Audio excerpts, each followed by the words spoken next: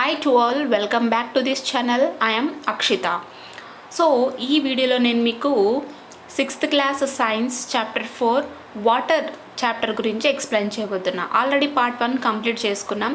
Part 1లో ఏం చేసాము, ఒక పర్సన్కి ఒక రోజుకి ఎన్ని లీటర్స్ ఆఫ్ వాటర్ యూజ్ అవుతుంది అండ్ ఒక పర్సన్కి 50 లీటర్స్ వాటర్ ఒక రోజుకి యూజ్ అయినట్టయితే అండ్ మంత్లీ ఎంత అవ్వచ్చు, ఒక కాలనీలో ఉన్నటువంటి పర్సన్స్ అందరికీ కూడా ఎంత వాటర్ యూజ్ అవుతుంది అంటే ఏ విధంగా వాళ్ళు ఎంత క్వాంటిటీలో యూజ్ చేసుకుంటున్నారు అని మనం ఎస్టిమేట్ చేసుకుంటూ వచ్చాం. సో ఈ విధంగా అంతా కూడా క్యాల్కులేట్ చేసుకుంటూ వెళ్తే ప్రపంచంలో ఉన్నటువంటి ప్రతి ఒక్కరికి కూడా వాటర్ అవసరం ఉంటుంది. మరి ప్రపంచంలో ఉన్నటువంటి ప్రతి ఒక్కరు కూడా ఎంతో కొంత వాటర్ని యూజ్ చేస్తున్నారు. కాబట్టి మనం వాటర్ని వేస్ట్ చేయకుండా రెడ్యూస్ చేయడానికి ట్రై చేయాలన్నమాట యూజేజ్ని. Where do we get water from? మనకు వాటర్ డిఫరెంట్ సోర్సెస్ నుంచి వస్తుంది కదా, రివర్స్ నుంచి, కాలువల నుంచి, బావుల నుంచి, అండర్ గ్రౌండ్ వాటర్ నుంచి, అండ్ దెన్ సముద్రాల నుంచి.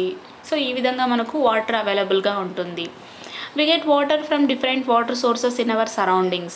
In most villages, wells, canals, tanks, ponds, rivers, etc. are the main water sources. So మన చుట్టుపక్కల డిఫరెంట్ వాటర్ సోర్సెస్ ఉంటాయి. సో మన సిటీ వరకు వచ్చేసినట్టయితే అండర్ గ్రౌండ్ వాటర్ కావచ్చు, లేదంటే ట్యాప్ వాటర్ కదా, ఎగ్జాక్ట్లీ. అండ్ మనం కొన్ని విలేజెస్లో చూస్తున్నట్టయితే బావులు, చెరువులు అండ్ నదులు, వీటి నుంచి వాటర్ అనేది మనకు దొరుకుతుంది. ఇవి మెయిన్ సోర్సెస్ అని చెప్పుకోవచ్చు ఎక్కడ, విలేజెస్లో. List the sources from where you get water in your village or town.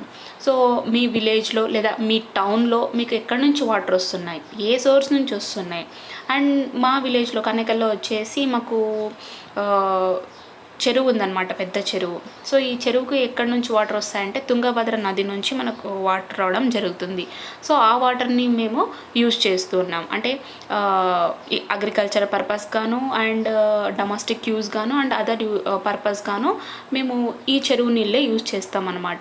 అదేవిధంగా మాకు ఇంకా బావులు ఉన్నాయి, బట్ అండర్ గ్రౌండ్ వాటర్ని మనం అంటే మేమైతే ఎక్కువగా యూజ్ చేయము, బికాజ్ మాకు పెద్ద చెరువు ఉంది కాబట్టి. సమ్ ఎకర్స్ ఆఫ్ చెరువు మాకు ఉండడం వల్ల, తుంగభద్ర వాటర్ ఇక్కడికి రావడం వల్ల మేము చాలా ఈజీగా అగ్రికల్చర్ పర్పస్ కానీ ఇతర పర్పస్ కానీ యూజ్ చేసుకుంటూ ఉన్నాం. అండ్ మీ విలేజ్లో, మీ టౌన్లో ఎక్కడి నుంచి వాటర్ వస్తుందో మీరు రాయాల్సి ఉంటుందన్నమాట. It's up to you. Are the sources from where you get water for your daily needs and for the crops the same or not? Give your reasons. So మీకు ఇప్పుడు వాటర్ అయితే సోర్సెస్ నుంచి వస్తున్నాయని చెప్తున్నాం. కొంతమందికి బావుల నుంచి వాటర్ వస్తుంటాయి, లేదంటే ఈయన చెరువుల నుంచి, కాలువల నుంచి, నదుల నుంచి ఈ విధంగా వస్తూ ఉన్నాయి. మరి ఇక్కడ నుంచి వచ్చేటువంటి వాటర్ని డైలీ నీడ్స్కి, అలాగే పంట పొలాలకి, ఇక ఇతర యూజ్కి అంతా కూడా ఇవే వాటర్ని యూజ్ చేస్తున్నారా లేదా వేరే వాటర్ని యూజ్ చేస్తున్నారంటే, కొంతమందికి వచ్చేసి ఒక ఊర్లో నదులు ఉంటాయి, బావులు ఉంటాయి. మరి నది నుంచి వచ్చేటువంటి వాటర్ని తాగడానికి, బావుల నుంచి వచ్చేటువంటి వాటర్ని ఇతర బట్టలు ఉతకడానికి ఈ విధంగా యూజ్ చేస్తూ ఉంటారు. అండ్ మా విలేజ్లో వచ్చేసరికి నేను చెరువు ఉందని చెప్పుకున్నాం కదా, సో అగ్రికల్చర్ పర్పస్ గాను ఇతర పర్పస్ గాను మొత్తం కూడా మేము చెరువు నుంచి వచ్చేటువంటి వాటర్ని యూజ్ చేస్తాము. సో ఈ చెరువు నుంచి వచ్చేటువంటి వాటర్ని మనం ప్యూరిఫికేషన్ ట్యాంక్ ద్వారా ట్యాప్స్ యూజ్ చేసుకొని డ్రింకింగ్ పర్పస్కి యూజ్ చేసుకుంటున్నాము. Do you know? Water is not only available from sources such as the rivers, lakes and ponds, but also present in certain fruits and vegetables. Fruits like watermelon and vegetables like cucumber contain a lot of water. Can you suggest some other examples? Our body also contains 70% of water by weight. Think why we take juicy fruits in summer. సరే, మనందరికీ ఏం తెలుసు, water ఎక్కడెక్కడ అంటే ఎక్కడి నుంచి వస్తుంది అంటే నదుల నుంచి, కాలువల నుంచి, సముద్రాల నుంచి, బావుల నుంచి, అండర్ గ్రౌండ్ వాటర్ నుంచి వస్తాయి అని చెప్పుకుంటున్నాం. సో కేవలం ఇక్కడే కాకుండా కొన్ని ఫ్రూట్స్ అండ్ వెజిటబుల్స్లో కూడా వాటర్ ఉంటుందన్నమాట. సో ఫ్రూట్స్ అనగానే మనకు వాటర్ మిలన్ పేరులోనే ఉంది కాబట్టి వాటర్ మిలన్లో దగ్గర దగ్గర ఎక్కువ వాటర్ క్వాంటిటీ ఉంటుందని చెప్పుకోవచ్చు. ఇంకా వెజిటేబుల్స్ సరికి కుకుంబర్, దోసకాయలో వాటర్ క్వాంటిటీ ఎక్కువగా ఉంటుంది. అందుకని చెప్పి మనం డీహైడ్రేట్ అయినప్పుడు, అంటే మన బాడీ డీహైడ్రేట్ అయినప్పుడు వాటర్ మిలన్ని, కుకుంబర్ జ్యూస్ని తాగుతూ ఉంటాం. ఓకే, లేదా సాలడ్ చేసుకొని తింటూ ఉంటాం ఆ విధంగాను. అండ్ ఇవే కాకుండా ఇంకా కొన్ని వాటర్ కంటెంట్ కలిగినటువంటి సోర్స్, ఐ మీన్ ఇతర ఎగ్జాంపుల్స్ కూడా ఉన్నాయని చెప్పుకోవచ్చు. అండ్ మన బాడీ వచ్చేసి 70% వాటర్ని కలిగి ఉంటుంది. ఓకే, అండ్ సమ్మర్లో మనం డీహైడ్రేట్ అవుతూ ఉంటాం. సో డీహైడ్రేట్ అయినప్పుడు ఫ్రూట్ జ్యూస్ ఎక్కువ తాగుతూ ఉంటాం. ఎందుకంటే ఫ్రూట్ జ్యూస్లో మనకు కావలసినటువంటి మినరల్స్, న్యూట్రియంట్స్ అన్నీ ఉంటాయి. At the same time water content కూడా ఎక్కువ ఉంటుందన్నమాట. అందుకని చెప్పి మనం సమ్మర్లో ఎక్కువగా ఫ్రూట్ జ్యూస్ తాగుతూ ఉంటాం, బికాజ్ వాటర్ కంటెంట్ ఎక్కువ ఉంటుంది కాబట్టి. Activity 3, how is a well dug. సరే, మరి బావుల్ని తవ్వుతూ ఉంటారు లేదా బోర్ని వేసుకుంటూ ఉంటారు. ఏ విధంగా చేస్తారు అంటే బావుల్ని ఏ విధంగా తవ్వుతారు? Go to a nearby village and look at a well from where people get drinking water. Can you estimate the approximate volume of water in the well? Collect information from elders in the village about the level of water in the well over the years. Is the water level constant or has it changed? How was the well dug? సరే, ఇప్పుడు ఇక్కడ ఏం చెప్తున్నారంటే, మీకు దగ్గరలో ఉన్నటువంటి ఒక గ్రామానికి వెళ్ళి, సో అక్కడ బావులు ఉంటాయి. ఆ బావుల నుంచి చాలా వరకు తాగడానికి నీళ్ళు తెచ్చుకుంటూ ఉంటారు.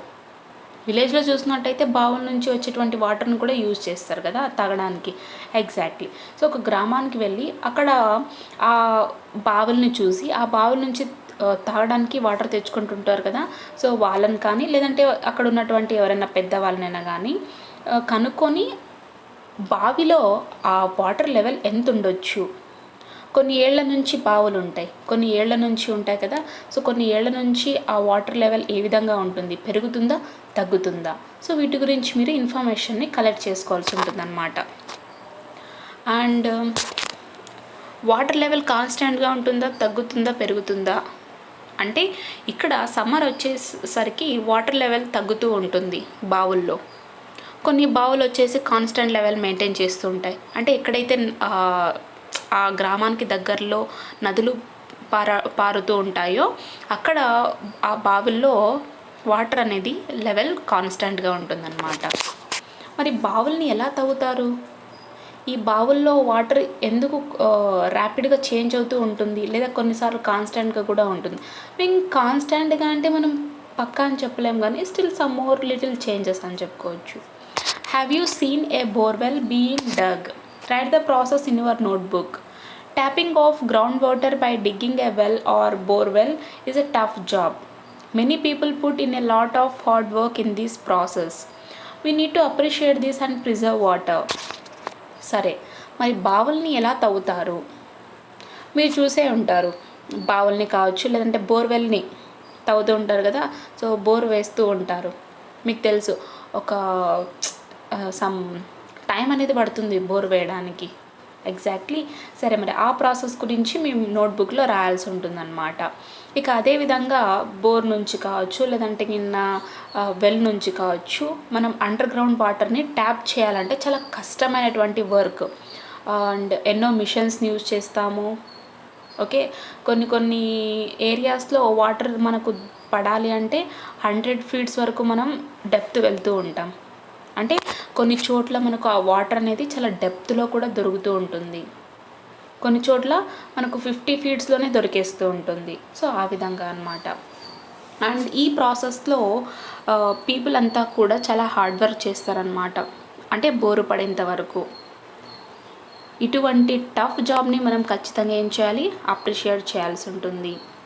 అండ్ ఇంత హార్డ్ వర్క్ చేసి మనం వాటర్ని యూజ్ చేస్తున్నాం, అండర్ గ్రౌండ్ వాటర్ని. మరి ఆ వాటర్ని మనం వేస్ట్ చేయకుండా ఏ విధంగా రెడ్యూస్ చేయొచ్చు, ఏ విధంగా సేవ్ చేయొచ్చో మనం స్టెప్స్ తీసుకోవాల్సి ఉంటుంది అన్నమాట. Water on the earth. There are different sources of water on the earth.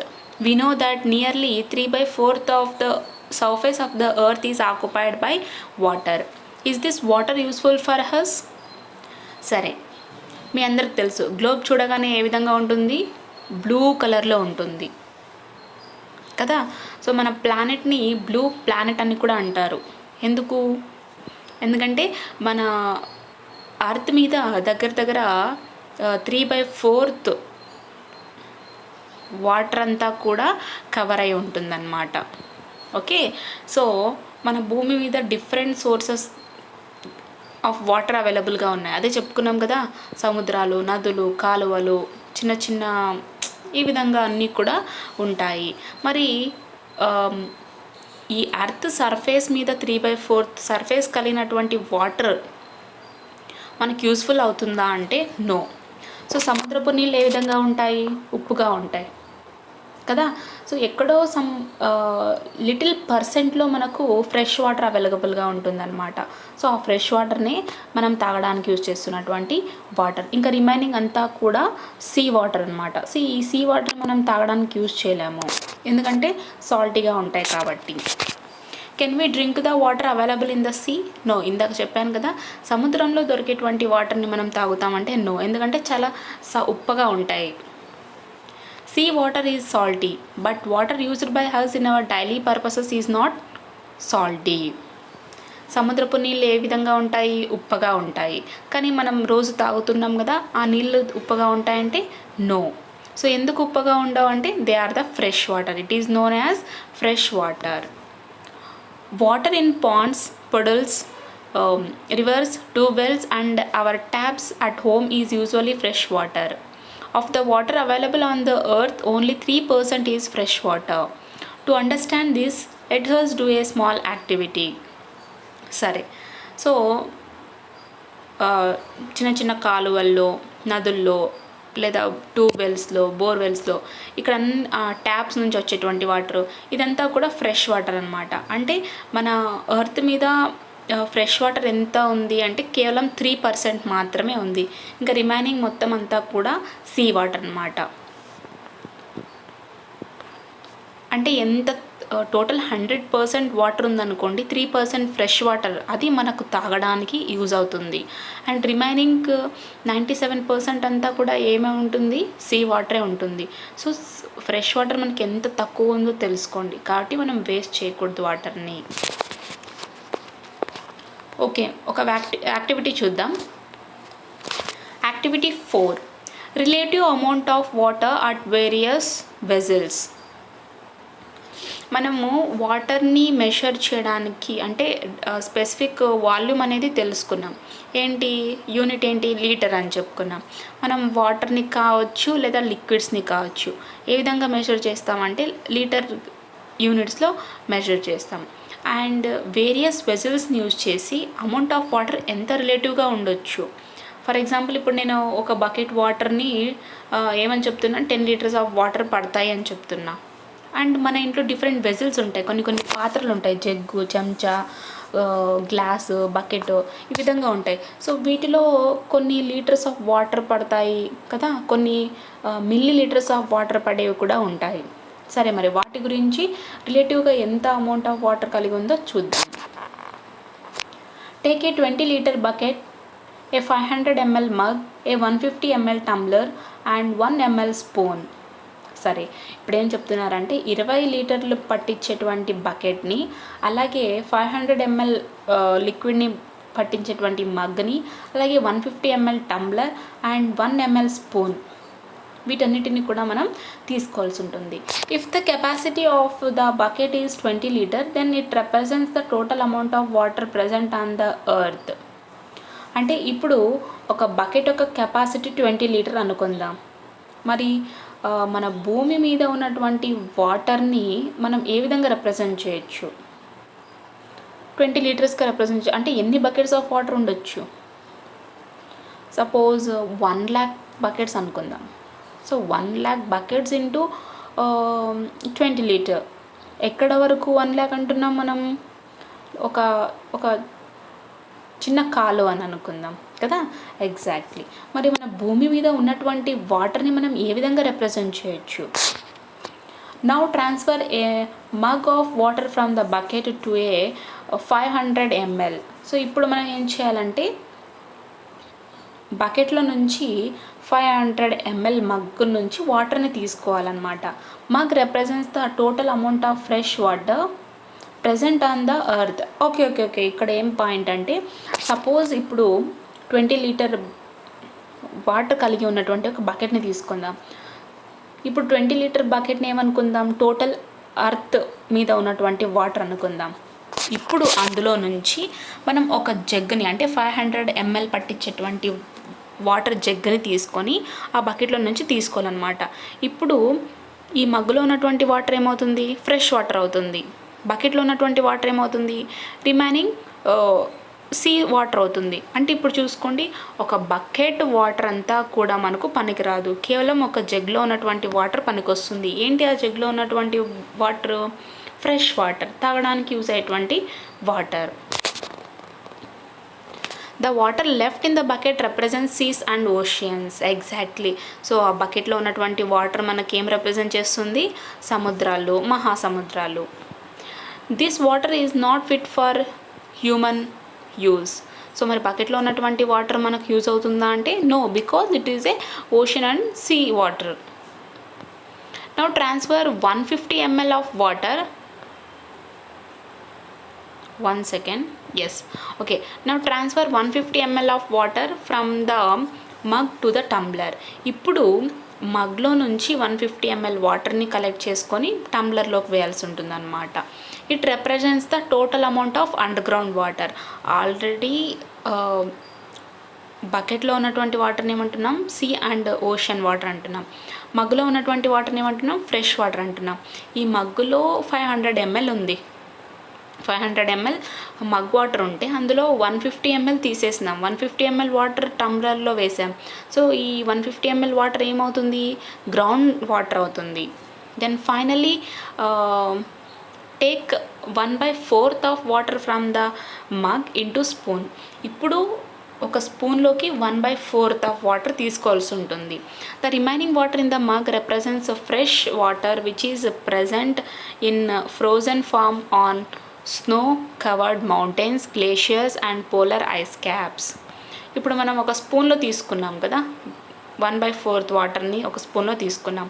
ఇంకా రిమైనింగ్ అంతా కూడా వాటర్లో, మగ్గులో వాటర్ ఉంటుంది కదా, ఆ మగ్గులో ఉన్నటువంటి వాటర్ ఏం రిప్రజెంట్ చేస్తుంది అంటే పోలార్ రీజన్స్లోను, అలాగే మౌంటైన్స్లోను, మంచుతో కప్పబడినటువంటి మౌంటైన్స్, ఐస్ గడ్డల్లో, వీటి గురించి అంటే దీన్ని రిప్రజెంట్ చేస్తుంది అనమాట. అంటే వాటర్ ఈ రూపంలో ఫామ్ అయింది, మంచు రూపంలో, ఐస్ గడ్డ రూపంలో, స్నో రూపంలో ఫామ్ అయింది. The water is also not readily available for human use. Water in the spoon represents the total amount of water surface which is available in all the rivers, lakes and ponds of the world. And even ఈ water అంటే frozen రూపంలో ఉన్నటువంటి water అని చెప్పుకుంటున్నాం కదా, so even ఈ water కూడా మన హ్యూమన్స్కు యూజ్ అవ్వదు అన్నమాట. అండ్ స్పూన్లో ఉన్నటువంటి వాటర్ ఉంది కదా, ఈ స్పూన్లో ఉన్నటువంటి వాటర్ ఏం రిప్రజెంట్ చేస్తుంది అంటే ఈ ప్రపంచంలో, ఈ టోటల్ వరల్డ్లో ఉన్నటువంటి రివర్స్, లేక్స్, పాండ్స్లో ఉన్నటువంటి వాటర్ని రిప్రజెంట్ చేస్తుంది. అదే మనం తాగడానికి యూజ్ చేసేటువంటి water. It can be taken as portable water. So దీన్ని మనం ఏ విధంగా చెప్పుకోవచ్చు, పోర్టబుల్ వాటర్గా. when such a small amount of potable water is available, then we should be more cautious in handling water, is it not?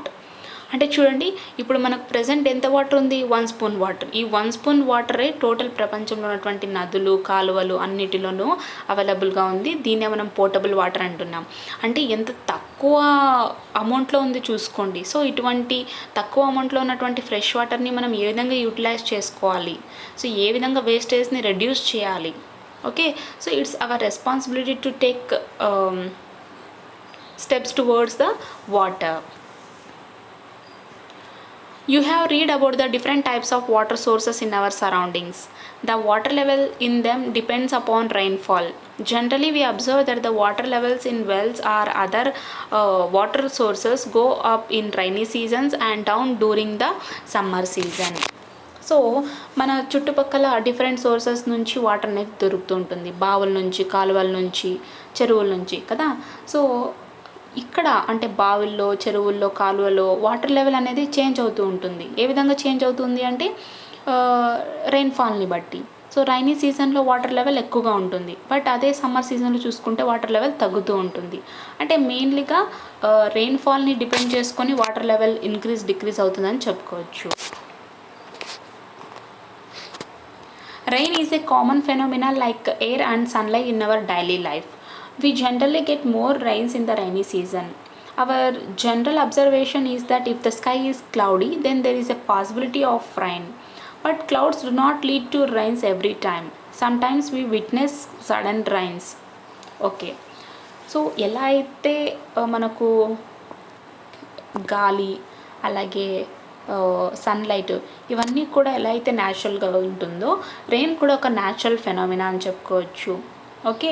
And rainy సీజన్స్లో మనకు ఎక్కువ వర్షాలు వస్తూ ఉంటాయి.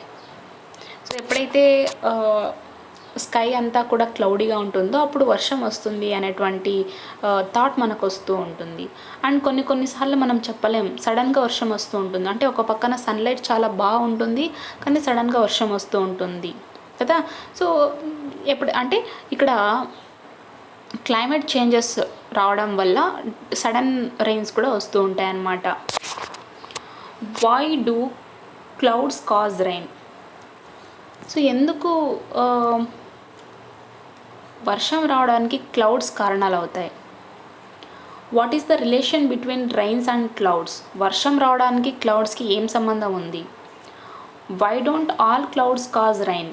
సో అన్ని మేఘాల నుంచి వర్షం వస్తుందా అంటే నో.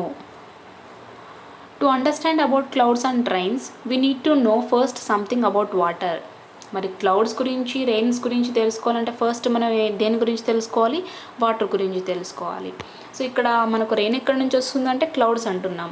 మరి క్లౌడ్స్కి రెయిన్స్కి ఏం సంబంధం ఉంటుంది అంటే అన్ని క్లౌడ్స్ వర్షం రావడానికి కారణమవుతాయంటే కాదు. మరి వాటర్ గురించి మనం తెలుసుకుందామంటే నెక్స్ట్ వీడియోలో తెలుసుకుందాం.